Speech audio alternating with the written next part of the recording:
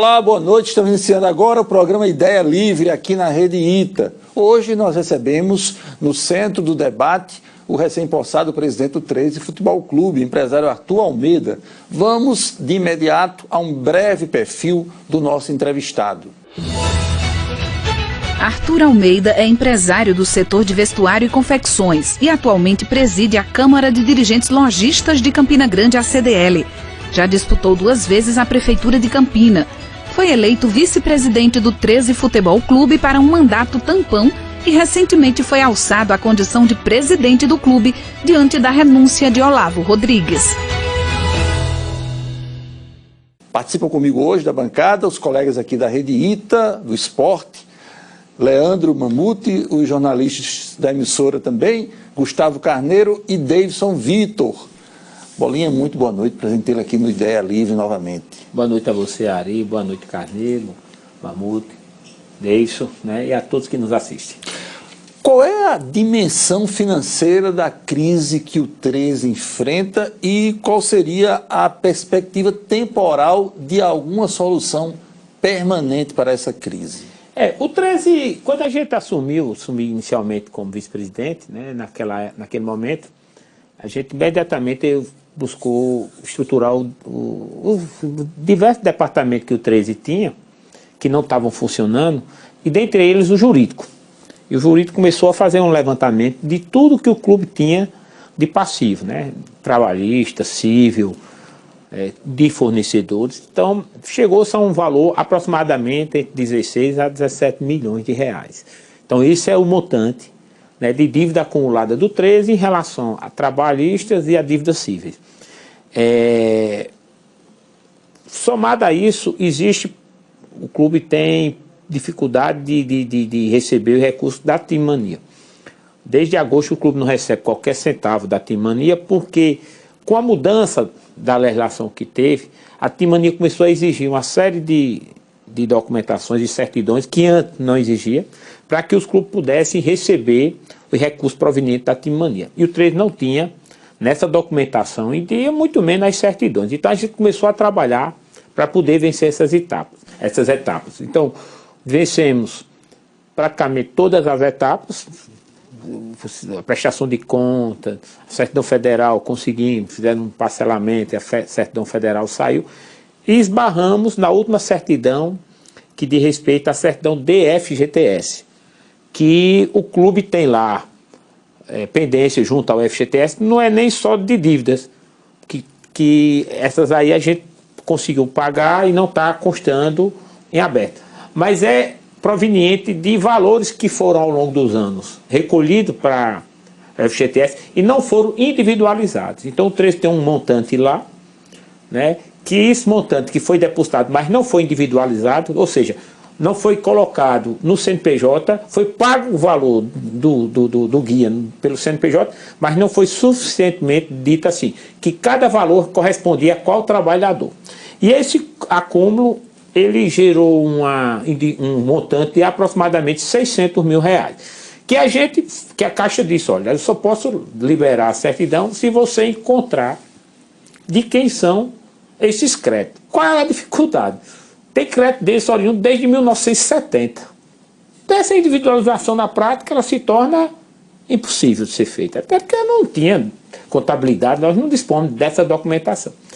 E aí a gente entrou com o pedido junto à Justiça do Trabalho, estamos aguardando essa questão, para que esse valor pudesse ou que possa vir compor, né, o passivo trabalhista do 13, esse valor, e aí com esse valor a Justiça do Trabalho vai conseguir quitar um valor bem significativo de ações e também paralelo a isso a gente possa, né, dispor dessa certidão e aí sim começar a receber de maneira regular os recursos da Team Mania, que já estão, né, foram acertados com a Justiça do Trabalho de que 20% desse valor ficará preso para pagar o passivo trabalhista, mas os valores lá provenientes de tributo, tal, então do valor que a gente vai receber, aproximadamente uns 30% deverão ficar bloqueados e os demais valores deverão ser liberados para que o clube possa se manter no dia a dia. e que hoje será fundamental para que você possa deixar o 13 em atividade, sem acúmulo de pendência, né? E com perspectiva de ter receita para a construção de uma pré-temporada adequada, contratação de jogadores, investimento em outros setores importantes do clube, para que o clube saia da dificuldade que se encontra. Ok, só para dar uma ideia ao telespectador, o 13 deve ficar com quanto aí dessa Team Mania acumulada? Veja só, Ari, existe um valor acumulado, né? Esse valor acumulado, eu acredito que deve girar em torno de 1,5 milhão aproximadamente. Desse valor acumulado de 1,5 milhão, o ex-presidente Olavo tinha ficado valores referentes ainda à gestão do ex-presidente Walter, que tinha e que tem débito, que tinha assumido esses débitos em função da perspectiva do recebimento de mania. Olavo havia assumido o compromisso de esse recurso sair, o valor que eram referência à gestão de Walter seria destinado para o pagamento dessas dívidas contraídas e o restante seria para já cobrir o déficit operacional que o 13 apresentou no presente momento. Então, os recursos que devem sair, basicamente vão ficar comprometidos para pagamento dessas dívidas. Mas o que é mais importante, a gente teria algum caixa para o dia a dia do clube, que é uma coisa que realmente deixa a gente com muita dificuldade. Se nós tivermos um caixa para o dia a dia do clube, 50, 60 mil reais, para que a gente possa cobrir as despesas mensais, que giram em torno de 30 mil reais, mas deixar algum caixa para que você possa fazer provisionamento de receita, para que no momento que você vai demandar um processo de contratação, de pré-temporada, tudo isso envolve muito dinheiro. Para você ter ideia, a pré-temporada do 13 agora, nós fizemos um time modesto, do ponto de vista de folha, né? Mas a logística, o custeio, a pré-temporada do 13, considerando dezembro, 15 dias, e janeiro, 45 dias, foi quase de 150 mil reais. Né? Folha, mais custeio, mais regularização. Quer dizer, imagina você ter 150, 170 mil reais sem que você tenha qualquer receita, que era o caso. O 13 não tinha qualquer receita, né? E teve todo esse investimento para uma pré-temporada. Só de regularização de atletas, que aí paga na pré-temporada para que o atleta possa disputar naturalmente as competições, nós tivemos um gasto aproximadamente de 44 mil reais. Mais 20 e poucos mil reais que envolve passagem aérea. Né? Mais 45 dias de salário de atleta, comissão técnica. Né? Mais alimentação. Custo de alimentação que envolve... Porque atleta ele faz as seguintes alimentações por dia. Ele toma café, lancha, almoça, lancha, janta e lancha. O atleta ele tem um consumo calórico e precisa ser feito para atender a demanda que ele consome. Então tem um custo de alimentação, uma coisa estratosférica.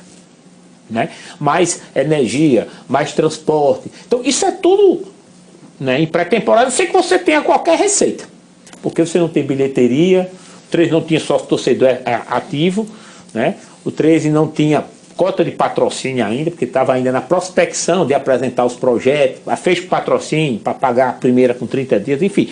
Então, esse caixa para essa pré-temporada, se você conseguir constituir no dia a dia, onde você tem uma receita, ter as despesas mínimas e vai construir no caixa, isso dá um fôlego, dá muito mais tranquilidade para você começar a temporada bem. Carneiro, boa noite, prazer em tê-lo aqui no Ideia. Boa noite, Ari, boa noite, Mamudo, boa noite, Davidson.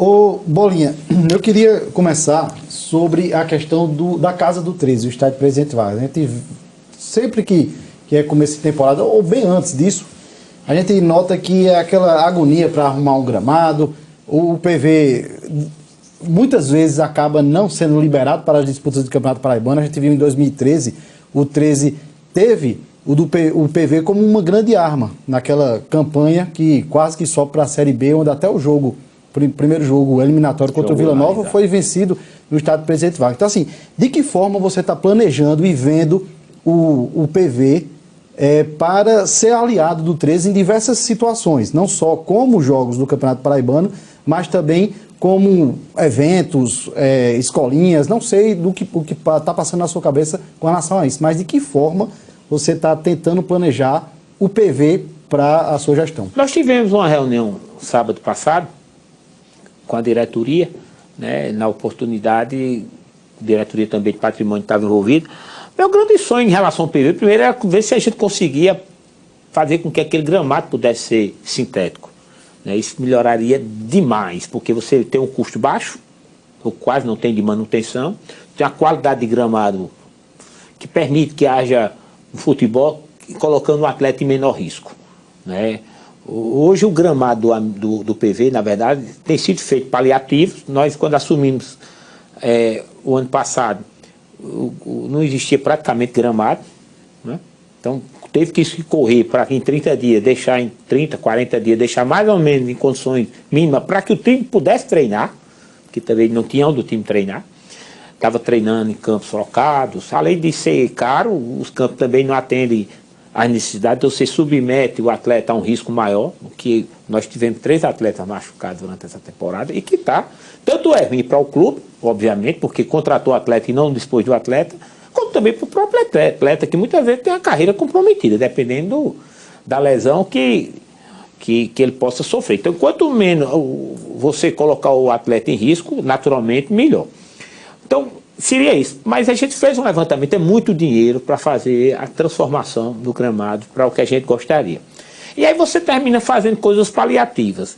O que é que a gente conversou? A gente vai fazer um estudo, existem algumas áreas no PV que poderão ser aproveitadas em parceria com a iniciativa privada, por trás do gol, ali na frente, para ver a possibilidade de repente a gente encontrar algumas empresas que gostariam de fazer alguma parceria com o 13, né? Seja vestindo numa situação dessa e poder depois ter uso, né? Em parceria, modelo um pouco híbrido, como aconteceu, e dosando uma proporção, como aconteceu com outros grandes clubes do Brasil, que fizeram uma parceria de algo desse tipo, né? E como também levantar um valor, porque dependendo da possibilidade, né, de financiamento e tudo mais, eu sei que o 13 tem dificuldade em função da falta de crédito, né, mas tentar às vezes usar até um crédito pessoal da diretoria que possa assim, para a gente tentar fazer um investimento nesse sentido, porque eu acho que o ponto de partida do PV seria tentar uma solução mais definitiva em relação ao gramado. Até para fazer evento, quando você tem uma estrutura dessa sintética, você não coloca o gramado até um show, né? Perfeitamente, você não coloca o gramado em risco. Do jeito que está, o show seria fatal, né? Você passaria mais não sei quanto tempo para poder recuperar o gramado. Então, essa questão é muito importante. Além de tudo, existem outras questões no PV que precisam ser tratadas. Nós temos uma estrutura, um comprometimento, de certa forma, em parte da estrutura que fica ali por trás, né, da trave que dá ali na Teixeiras de Freitas, ali, aquela arquibancada, precisa de um reforço estrutural. A gente, inclusive, interditou no Campeonato Paraibano agora, nós não utilizamos, para que não possa, naturalmente, colocar ninguém em risco. Existe, o Ministério Público interditou o PV agora, quando houve aquele problema do episódio do disparo do torcedor do Nacional, e o 13 foi penalizado, uma inversão de valor grande, eu disse ao promotor isso. Bom, o 13 não teve culpa, porque a revista não coube ao clube fazer, foi a polícia. Né? E como também a polícia não colocou o policiamento dividindo as duas torcidas, que também é uma... Eu não tenho como chegar para a polícia ou para o comandante e dizer, ó, vá para ali e fique lá. Isso é uma atribuição da polícia. Ele é que faz o plano de contingenciamento dentro do estádio. Então a gente está sendo penalizado por algo que nós não tivemos de fato responsabilidade. Né? Porque se, por exemplo, não, a revista tinha ficado a cargo do 13 e o cara tivesse entrado armado, o 13 seria responsável. Ou o plano de contingenciamento interno tinha sido responsabilidade do 13 e o 13 não colocou segurança dividindo as torcidas. Também não era. Então, mas enfim, a gente foi penalizado. Mas na penalização, inclusive a gente recorreu, do ponto de vista que perdemos mando de campo já para o próximo ano. 2, né? Exatamente, a gente recorreu dessa decisão, espero que o bom senso prevaleça. Né? E aí foi imposto também a necessidade de construir mais uns portões ali que reforcem a separação de eventuais torcedores que possam ir assistir o jogo do 13, torcedores de times adversários que possam assistir. Então, é preciso fazer essa estruturação. Agora, afora isso, o PV eu vejo, né, dentro desse pensamento aí com empresa privada, também como possibilidade da gente tentar utilizar. Ali por trás do gol não tem nada, fazer campinho para mim, Futebol Society. Nós deveremos, em breve, lançar nossa escolinha de 5 a 12 anos. Né? O 13 já tem a base, que hoje é trabalhada em parceria com a empresa, que vai de 12 a 19 anos. Mas a escolinha de 5 a 12 anos será gerida pelo próprio clube. Né? Eu acho que até início de julho isso já está funcionando. Nisso aí eu vejo uma oportunidade de gerar receita para o clube, criar mais vínculo das crianças para com o clube, fortalecer a própria marca do clube, né? E tentar usar parte da estrutura do PV exatamente para a gente poder fazer alguma coisa desse tipo, para que as crianças possam utilizar aquela estrutura ali por trás, onde fica hoje aquele gol que não é utilizado. Ele tem uma área bem interessante, a gente está fazendo o levantamento de área, colocar o projeto. O nosso diretor de patrimônio, inclusive arquiteto, é quem está fazendo esse trabalho, para a gente poder tentar materializar isso o mais rápido possível. Boa noite para ter conosco. Boa noite, Ari, Mamute, Carneiro e Arthur. É uma grande oportunidade, né, da gente se transformar no torcedor do 13 hoje aqui, né? E a gente, se ele fizer uma pesquisa de uma pergunta do torcedor para o senhor, seria em relação à SAF, né? Que é um assunto que acho que a SAF virou, que a Sociedade Anônima de Futebol virou um sinônimo de esperança para o torcedor. O Cruzeiro passou por esse processo, o Botafogo e também, né? O Cruzeiro é líder da Série B, o Botafogo iniciou muito bem a Série A e o Vasco está no processo de diligência. E aí eu queria saber de você como é que está o andamento hoje da SAF no 3. É realmente algo que é tratado como prioridade? Já foi contratada alguma empresa de consultoria para fazer uma análise de quanto valeria o 13, né? Inclusive porque envolve o PV, envolve uma torcida que é considerada através de pesquisa a maior do estado. Como é que está esse planejamento? Inclusive existiu boatos aí de que o Hulk estaria interessado. Que você contasse em relação, um resumo sobre a situação da Sociedade Anônima de Futebol do 13 Futebol Clube. Com relação à SAF, a gente constitui um grupo para fazer um projeto, né? Deve estar em fase conclusiva, né? O valuation em si ainda não está definido, né? Ou seja, quanto seria o valor. Agora, eu vou dizer a você uma opinião pessoal. Eu acho que o 13 hoje vive um momento que é melhor o time se estruturar um pouco mais, para que nesse processo, para a SAF, que é uma coisa que é inevitável, é uma questão de tempo, você consiga valorizar mais, porque do jeito que está, você vai ter um subdimensionamento do valor que o clube tem verdadeiramente potencial. Isso vai ser, de certa forma, ruim. Então, eu acho que a gente dá para estruturar melhor. Se nós conseguirmos liberar esse dinheiro da Timania, eu acho que o 13 vence uma etapa fundamental, porque, volto a dizer, a gente vai ter como ter o dia a dia do clube. Isso é exatamente isso que o 13 precisa. Ter como se manter no dia a dia. A partir daí, considerando um planejamento mais assertivo, né, tendo mais criterioso em relação a todas as escolhas, contratações, né, ter um processo de acompanhamento, monitoramento mais efetivo, um orçamento definido, né, perspectiva de receita que você começa a construir. Então, eu acho que você dá para estruturar o 13, diminuir significativamente a dívida que o 13 tem, e aí você consegue valorizar o clube e potencializar, né, para que uma SAF, quando ela venha com um valor muito mais expressivo, do ponto de vista de valorização do clube e, naturalmente, de investimento. Então, eu acho que a gente tem que melhorar a situação do 13 para poder colocá-lo não digo à venda, mas colocar dentro de uma situação de mercado, na prateleira. Com relação a Hulk, houve, assim, por parte de pessoas ligadas, assim, de certa forma, há um interesse da parte do atleta em ouvir alguma coisa, e a gente vai terminar esse projeto e vai sentar com ele, para que se construa, né, sem assodamento, né?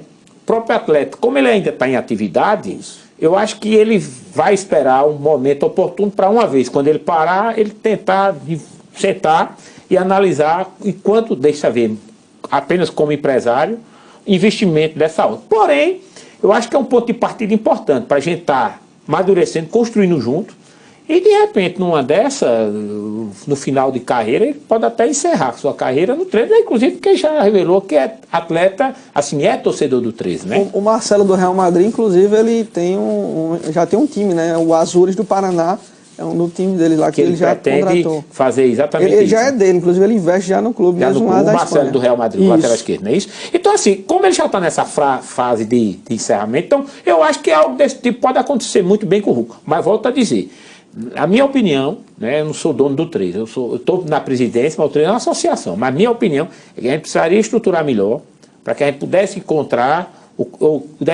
pudesse valorizar o clube ainda mais, para que Hulk ou outra pessoa que pudesse fazer os investimentos, né, tivesse que fazer um investimento mais expressivo porque você estava mais valorizado. O pensamento com relação ao PV, por exemplo, no estudo que eu pedi, eu digo, o PV não entra na SAF. O PV, eu não defendo que o PV ele pode e deverá ser utilizado pela SAF, mas o patrimônio pertencendo à associação, para sempre. Os investimentos que eventualmente possa vir para fazer o PV, transformação do PV, o que ficar definido, tudo isso passa a ser incorporado, né? Vai ter esse uso fruto durante os anos que as circunstâncias permitir, mas a propriedade do estádio ficando a cargo da associação. Por que isso? Para evitar, né, aquela história de que o cara está vendendo, como acontecia, né? Você sabe que no universo do futebol, principalmente aqui em Campina Grande, se você não tiver cuidado, você termina, né, maculando a sua imagem e os caras começam a trabalhar cada coisa absurda. Só sabe o dia a dia quem está lá. Mas para evitar isso aí, eu disse desde já o estudo, digo, ó, não coloco o PV incorporando qualquer investimento. Agora, a SAF, qualquer que seja ela, tem como premissa a construção do centro de treinamento, né? Modernização do PV é fundamental, até porque o PV modernizado ele gera receita. O Vasco fez isso, né? Perfeitamente, né? O 13 tem uma vantagem para uma SAF. A lei da SAF ela não contempla dívida fiscal. O 13 tem uma dívida fiscal baixa, né? O grosso da dívida do 13, diferente do Cruzeiro, que tem uma dívida fiscal altíssima. A dívida fiscal do 13 é baixa, até porque há pouco tempo atrás o pessoal fez um trabalho, o Profut fizeram, pegaram o dinheiro da Timania, pagaram não sei quanto tempo, né? Paulo, e quem estava à época fez um trabalho muito bacana com relação a isso, estruturou bem o 13 nesse aspecto. Então a dívida fiscal do 13 é baixa. O grosso da dívida do 13 é trabalhista e tem um valor significativo cível, principalmente proveniente ainda daquela questão de Marcelinho Paraíba, que hoje, viu Marmute, a dívida trabalhista, embora ela seja nominalmente maior, mas é a dívida civil que mais me preocupa. Para você ter ideia, todo mês o PV vai a leilão, por conta da dívida com o time do Rio Grande do Sul. Todo mês vai a leilão, por conta da dívida time de Lages, que está girando em torno de uns 6 milhões de reais. Então, inclusive, assim que nós tivermos qualquer cenário, minha ideia é ir lá, sentar com a diretoria da Inter e dizer, vamos ser racional. Cabe uma ação dessa natureza, vamos tentar aqui um valor que seja minimamente plausível para que vocês saiam com alguma coisa e a gente também tenha possibilidade de pagar. Tentar negociar essas dívidas cíveis é uma prioridade, porque a dívida trabalhista ela já está convencionada de que 20% das receitas vão para ela.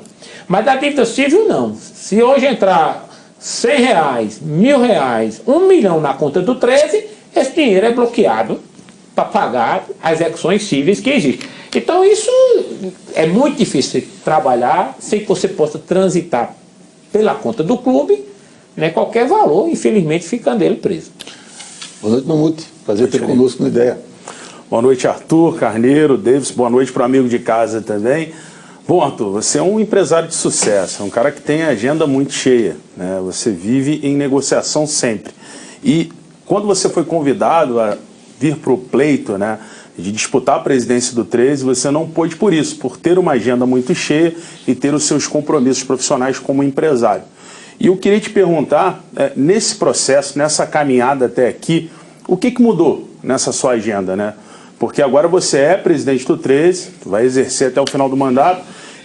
Por tudo que eu venho observando aí, que você está construindo já do 13, eu acredito que você possivelmente vai tentar se manter na presidência. O que mudou nesse caminho, nessa caminhada até aqui? Na verdade, não mudou nada. Minha agenda continua cheia, eu tenho tido assim, uma agenda muito intensa para tentar conciliar, né? Mas eu não sou uma pessoa de deixar e abandonar. Quando eu aceitei, na época de serviço de Olavo, é porque realmente o dia a dia do clube eu não tinha e não tenho condição de vivenciar, né? Quem é funcionário do PV sabe que eu vou uma vez por semana no PV, porque eu não consigo ir mais que uma vez. Não tenho tempo de verdade para estar lá mais de uma vez por semana. Mas eu estou tentando, que é uma característica minha, descentralizar isso aí, né? Construir pilares, encontrar as pessoas certas para a gente tentar fazer com que o dia a dia do clube não seja prejudicado e que as coisas vão sendo executadas. Então, estou tentando conciliar isso aí, que é mais ou menos a forma como eu costumo trabalhar. É porque, assim, com a sua visão empresarial, e eu repito, você é um empresário de sucesso, você não é um cara que se coloca emoção no negócio. Então, apesar de você ser torcedor do 13, ter uma paixão pelo clube, você não pode misturar, né, essa paixão realmente com esse trabalho que você vem fazendo, que eu estou acompanhando esse início. Eu sou muito racional realmente Sim. nessas questões. Isso aí eu sou muito racional. Eu faço aquele que realmente está dentro do nosso alcance. Não sou de assumir compromisso, nem de fazer falsas promessas. Torcedor vai acostumado a ver dirigente fazer promessa, prometer isso, prometer. Não, o meu discurso é muito pé no chão, né?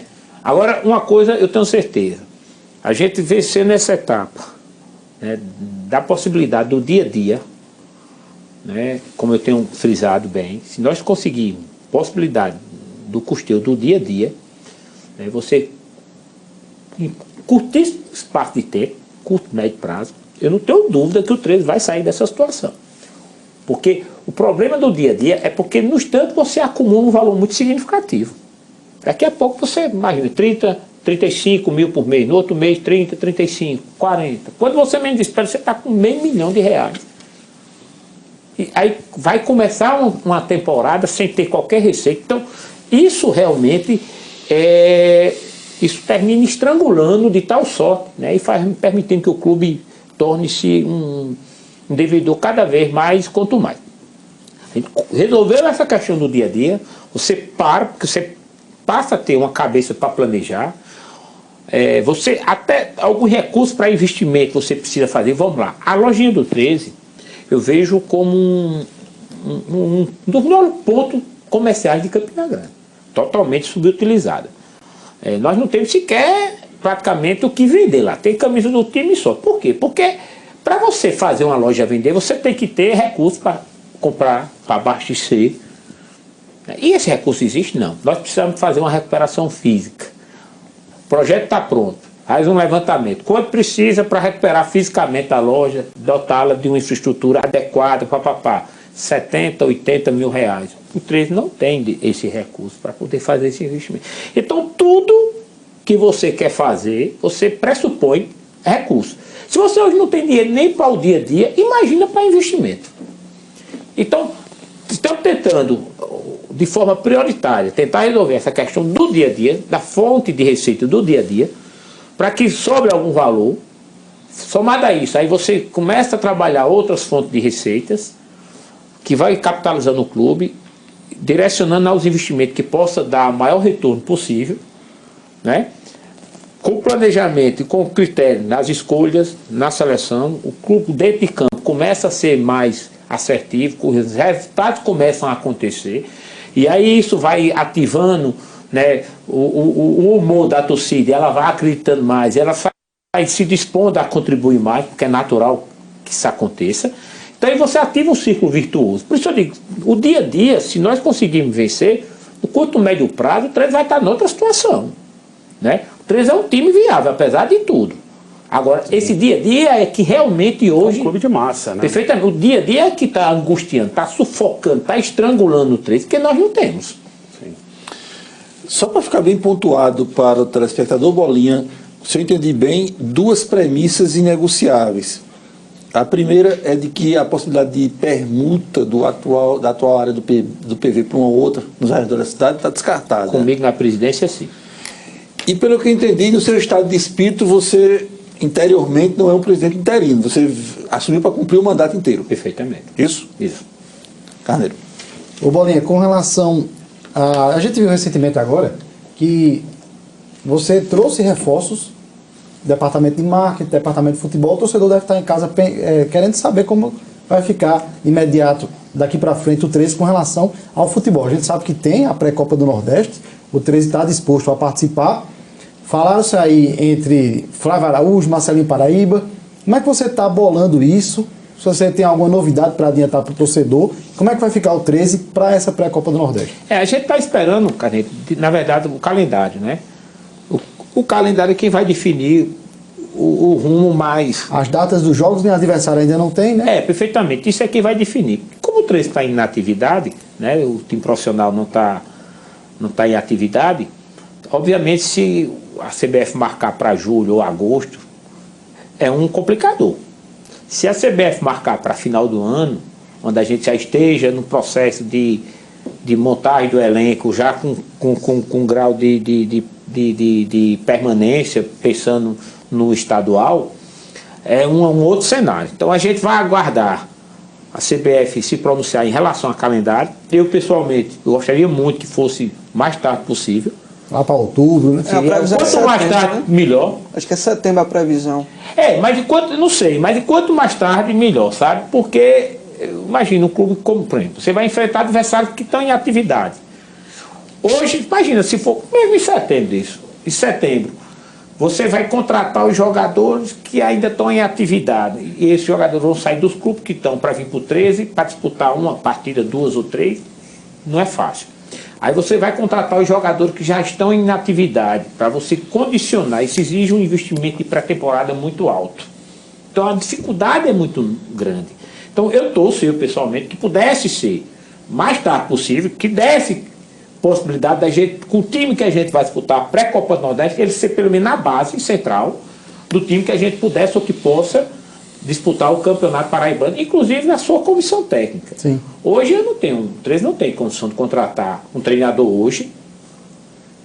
Sei que o treinador tenha time para treinar, né? E muito menos o clube tem recursos para poder pagá-lo, porque hoje nós não temos. Agora, eu conversei com o coordenador da Copa do Nordeste hoje, ele disse que a previsão é em setembro. Como ficaria essa divisão para o 13, né? Porque você colocar uma equipe para disputar a primeira fase da Copa do Nordeste, você vai ter que montar todo um elenco e uma comissão técnica também. É lógico que o 13 vai entrar para tentar chegar na fase de grupos, né? Mas a gente sabe que isso pode não acontecer. E como é que ficaria esse caminho até o início do campeonato estadual? Veja só, qual é a ideia? Que se realmente for em setembro, é que a gente já vai disputar com a comissão técnica, que é a comissão técnica que a gente pensa para o Paraibano. Isso aí está definido, certo? A primeira contratação que deveremos fazer, na verdade, é de um gerente de futebol. Eu quero construir o organograma do 13, com gerente de futebol, supervisão, comitê técnico que a gente vai formar, né, que será formado pelo treinador, pelo gerente de futebol e pelos diretores de futebol, para que todo e qualquer atleta só seja contratado mediante o crivo desse comitê técnico. Nós iremos estabelecer de forma muito rigorosa. Eu até disse ao diretor, digo, obviamente é uma coisa adicional, Neymar, não, quer vir para o 13, pagar R$1.000. Obviamente isso é só uma questão, só vai vir se esse comitê técnico aprovar, mediante os critérios definidos que nós teremos estabelecido.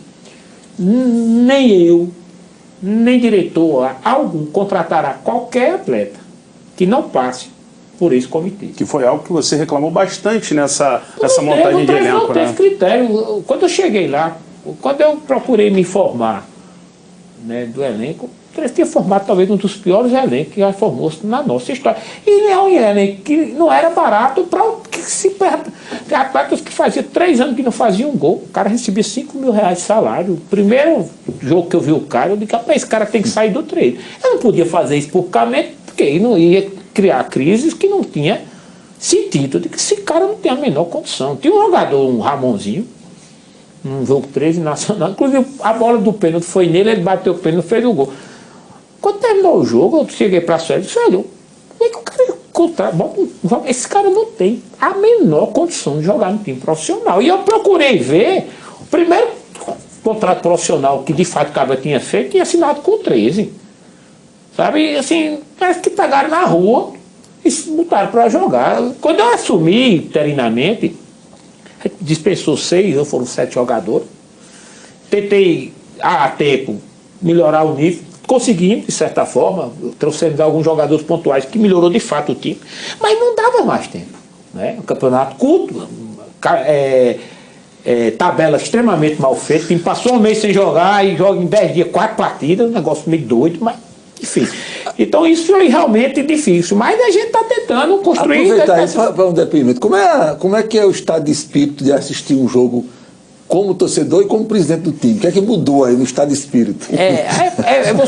Você fica mais tenso, né? Porque o torcedor ele fica com raiva, termina o jogo, ele vai para casa, a responsabilidade dele é zero, né? No máximo uma gozação do amigo num grupo de WhatsApp, né? Quando você é dirigente, não, tudo tem consequência, né? É o jogo acontecendo e você pensando o que você vai fazer, o que não vai fazer, quais são as mudanças, o que não vai fazer. Tudo você tem que estar o tempo inteiro com plano A, com plano B e com plano C estabelecido. 13 e Nacional, primeiro jogo, eu assumi o 13 na véspera, na sexta-feira. Olavo se licenciou na quinta e na sexta-feira eu assumi o 13. Eu não tinha participado do dia a dia do 13, não participei das contratações. Minha preocupação era administrativa e financeira, para realmente dar ao 13 uma condição para que isso não se reverberasse dentro de campo. E quer dizer assim, pela primeira vez, depois de muitos anos, o 13 foi eliminado contra o Souza no dia 10, que é no domingo. Na terça-feira, o 13 estava com 100% dos seus compromissos pagos. 100% dos seus compromissos pagos. Sem dever R$1 a ninguém. Eu acho que fazia muitos anos que o 13 não sabia o que era isso. E eu consegui sair. Cuidei de sair. Certo? Mas eu não acompanhava o dia. Mas o fato é que, quando eu cheguei na véspera do jogo nacional, fui assistir o coletivo, fiquei muito preocupado. Vamos torcer que dê certo, né? Aí, jogo nacional, péssimo jogo. Terminou o jogo, conversar com o Suélio e Edinho, que era treinador e comissão técnica. Rapaz, se o 13 não ganhar empate, infelizmente, vocês não têm possibilidade de continuar, porque isso não existe, pô. Não existe, esse time não existe. Na quarta-feira, o 13 perde.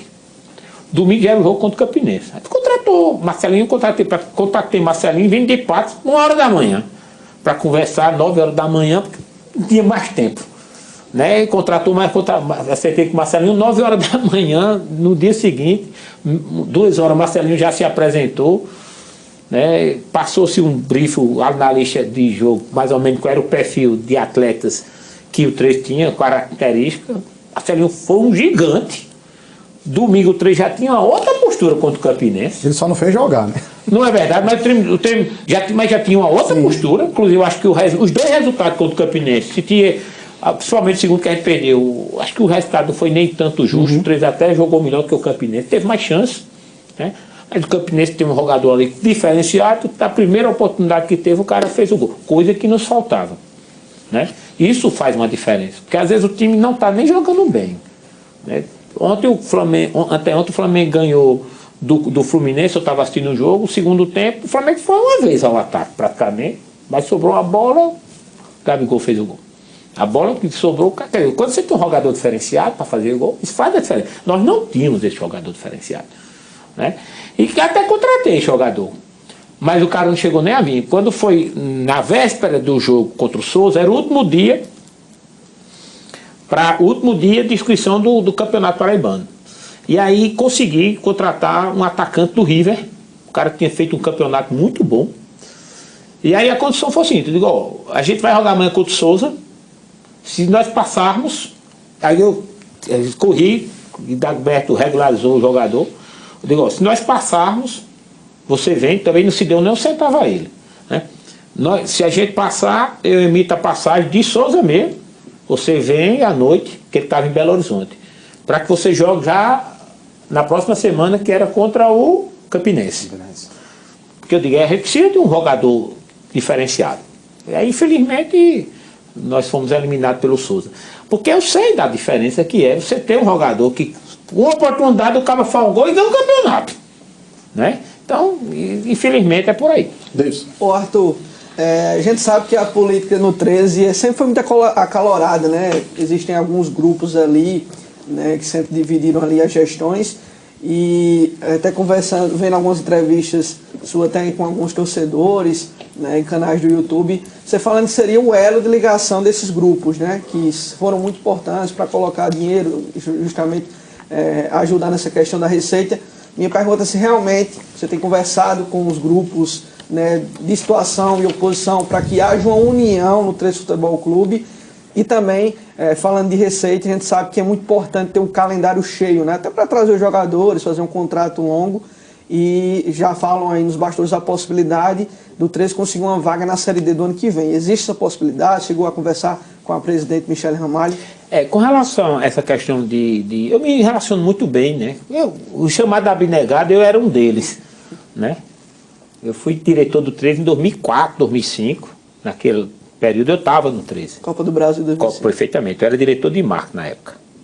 Então, eu tenho uma relação muito boa com todos eles. Obviamente, eles investiram muito dinheiro no 13, deram muito dinheiro no 13 e tal. E isso cansa, né? Naturalmente cansa. Psicologicamente, financeiramente cansa. Né? Ivandro Filho, por exemplo, que felizmente morreu, o cara tinha dado um valor significativo ao 13, Luiz Augusto e outros, Pedro da Percom. E são pessoas que eu tenho uma relação muito boa. O que é que a gente vai fazer? Agora, no mês de junho,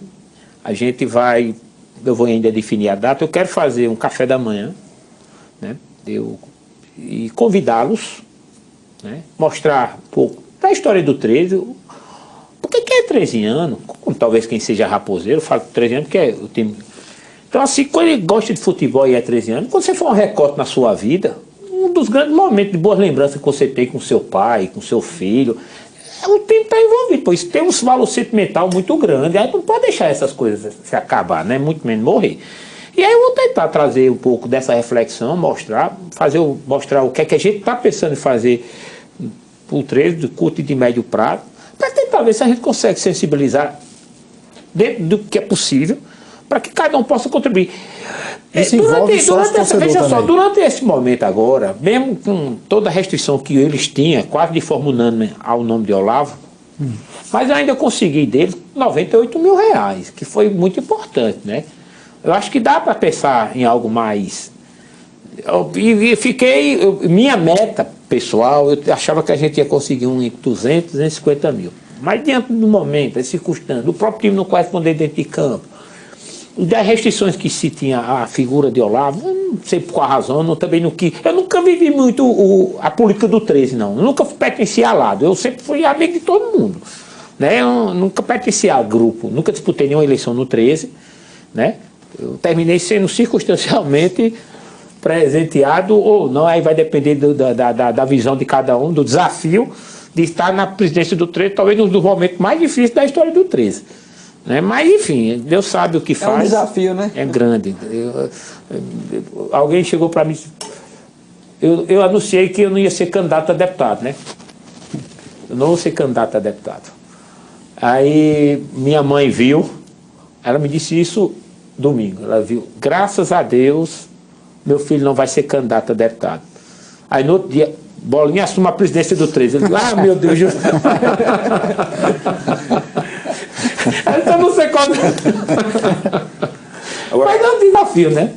Ô Bolinha, já aproveitando esse gancho do Davidson aqui, o 13 está sem divisão. Há uma possibilidade, a gente sabe de repente ter uma vaga no ano que vem, mas existe algum projeto para você atrair os parceiros financeiros que são extremamente importantes para você pavimentar esse caminho de retorno? Claro.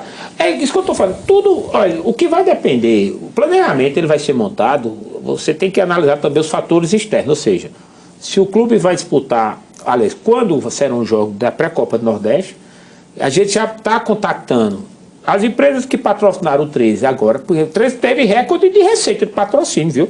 Nós nunca tínhamos tido o valor de patrocínio que tivemos agora. Nós recebemos de patrocínio R$320 mil. Né? Foi o maior valor que o 13 já recebeu de patrocínio até hoje. Para você ter ideia, de bilheteria, nós tivemos R$165 mil líquidos só. Na temporada inteira. Não paga nem a folha completa de um mês. Isso sem contar, Bolinha, o 13 é o 20º em termos de time mania. Então, assim, são muitas apostas, pessoal. Perfeitamente. Então, assim, a gente vai esperar a definição do calendário da pré-copa. Existe essa possibilidade aberta da Paraíba. Michele confirmou isso. Eu conversei com ela disse a mim que tem a possibilidade, não tem nada concreto. Certo. E que iria fazer gestão, mas existe a possibilidade da Paraíba ter mais uma vaga. Em tese, essa vaga seria do 13. Sim, sim. Certo? Em tese, mas isso não está 100%. Aí vai ter situações. Então, obviamente, se isso acontecer, E mais ainda, o 13 fizer uma pré-Copa do Nordeste e entrar em fase de grupo, que há a possibilidade, claro, vamos fazer um time dentro da nossa realidade para que o 13 tenha uma boa participação. Não. Qualquer situação que o 13 tiver, o 13 tem a obrigação de fazer uma boa participação. O 13 tem nome, tem camisa e ele tem, quem estiver à frente do 13 tem que ter essa noção. Fazendo dentro de uma realidade, mas dentro dessa realidade buscando fazer um time competitivo. E aí a gente tem a chance de disputar a Copa do Nordeste que faz de grupo. Então imagina se o 13 conseguisse, ou consiga. Paraibano, pré-Copa do Nordeste e Série D, então você está com o calendário pronto. Então o cenário pior do mundo, de repente se abre, mas as coisas são dessa forma mesmo. E se você ativa um círculo virtuoso, parece que tudo começa a se abrir. Né? A gestão do futebol paraibano lhe agrada? A Michele, ela tem sido parceira do clube, sabe? Eu não conheci outra gestão, porque eu nunca tinha participado ali, mas assim, ela tem sido parceira do clube. Ela tem procurado ter transparência, uma relação boa com os clubes. Eu, pessoalmente, eu gosto da forma com que a gestão da federação acontece. Eu não tenho nenhuma ressalva em relação a isso, não. Temos uma rodada final aí para a gente perguntar e começa aí, Carneiro. Ô, Bolinha, com relação, você falou aí sobre atrair o torcedor de uma certa forma, a gente sabe que o torcedor é parceiro do clube, mas de que forma fazer isso através de um sócio-torcedor? Tem duas formas, né? Se o primeiro sócio-torcedor ele é muito atraído pela vantagem direta, ou seja, eu vou pagar tanto e vou ter alguma economia nos ingressos, nas entradas, a gente está sem jogar. Então isso você termina tendo esse dificultador. O segundo momento é criar um clube de vantagem. Né?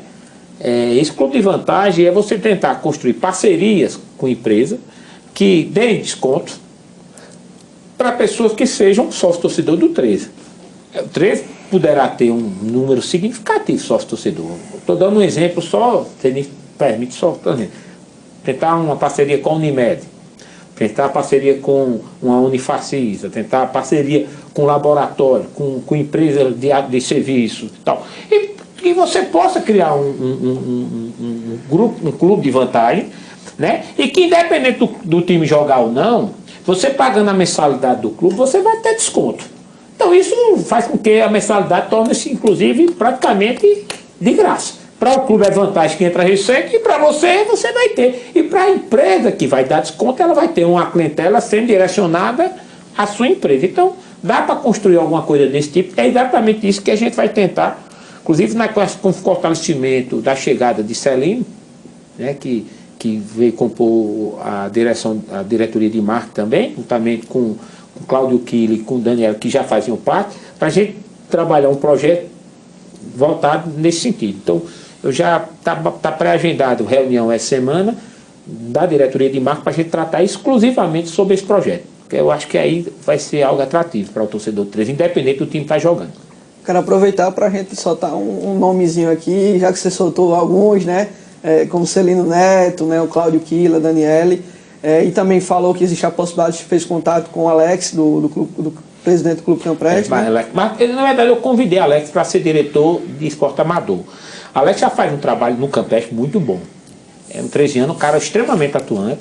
Alex ficou de dar o retorno apenas porque Alex faz parte de uma liga, alguma coisa que é relacionada ao esporte profissional. E parece que há uma incompatibilização. Porém, como ele vai assumir a diretoria de base do clube, não é algo profissional, vamos ver se não tem nenhuma vedação legal. A questão está mais ou menos por aí. Eu estou torcendo muito que Alex possa ficar à frente da diretoria, porque será muito importante para o 13. E outro nome, dá para a gente adiantar aqui, para o torcedor também se animar.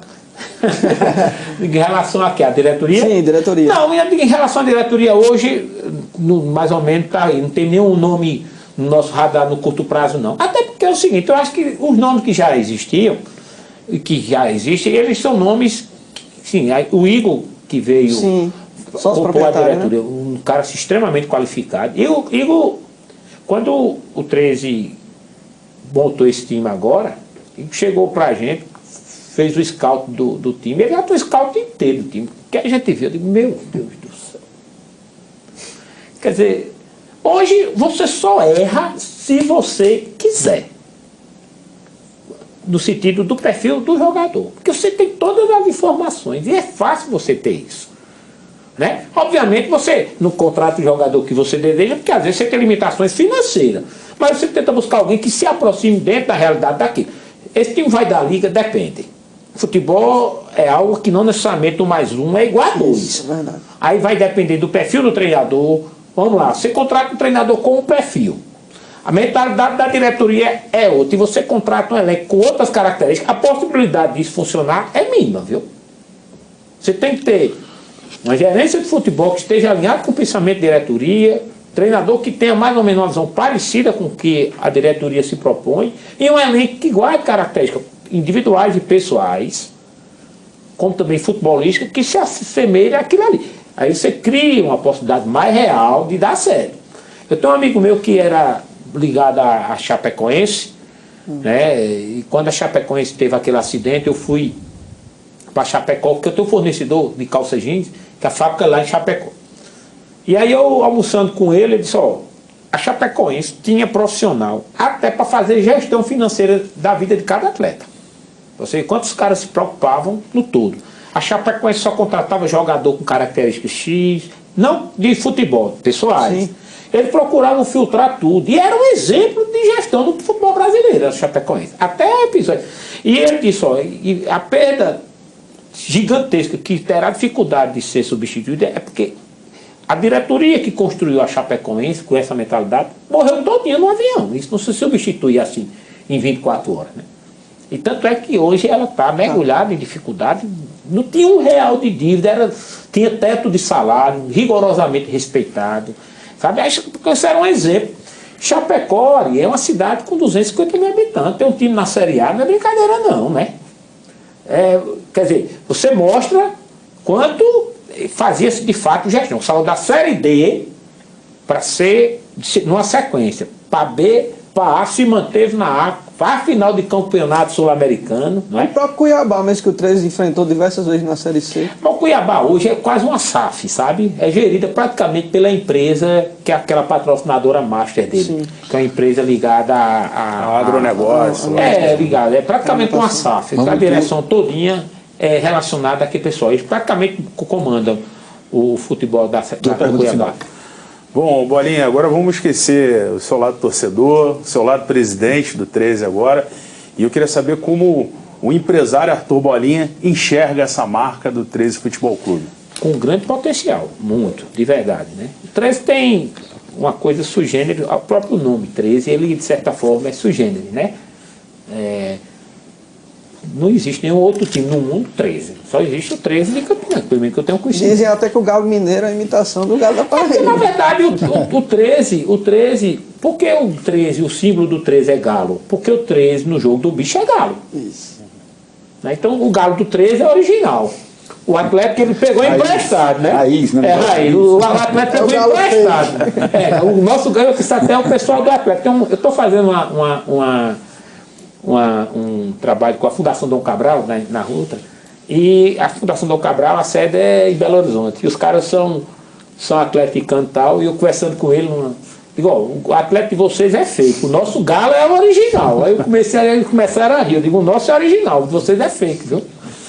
Então assim, eu tenho certeza que bem gerido, utilizando toda essa força, né, a gente tem possibilidade de ampliar a marca 13, não só para coisa relacionada diretamente a futebol.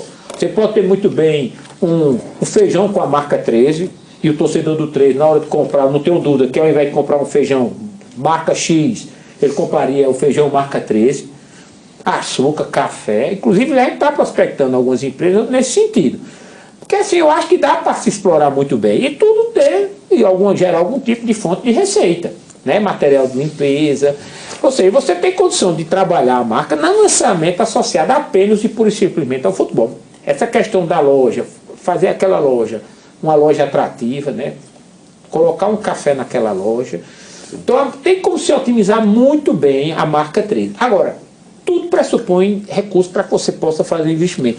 E esse momento, a gente vive um momento de muita dificuldade, volto a insistir, a falta de recursos para o dia a dia, né, termina estrangulando a gente em muita coisa que a gente poderia pensar no médio e longo prazo. Infelizmente chegou a hora do apito final. Eu quero agradecer os colegas que participaram desse debate, o Davidson Vitor, o Gustavo Carneiro, o Leandro Mamute, e agradecer ao empresário Arthur Bolinha por ter aceito o convite para participar aqui do Ideia Livre. Eu que agradeço a vocês, né? Espero que tenha respondido. Sim, o desafio é enorme, né? Você que estiver nos assistindo, se você permitir, ali, ajude o nosso galo, né? Essa responsabilidade ela precisa ser dividida, porque quando você divide a responsabilidade individualmente, o peso fica menor para cada um. O 13 é um patrimônio de Campina Grande, o 13 é um patrimônio de sua torcida, de nossa história, a gente não pode deixar isso acabar. Então, fica aqui meu pedido para que você possa ajudar o nosso galo. O agradecimento derradeiro vai para você, telespectador. Desde já, encontro marcado, terça-feira que vem, 10 da noite, logo após o Jornal da Cultura com outro Ideia Livre. Até lá.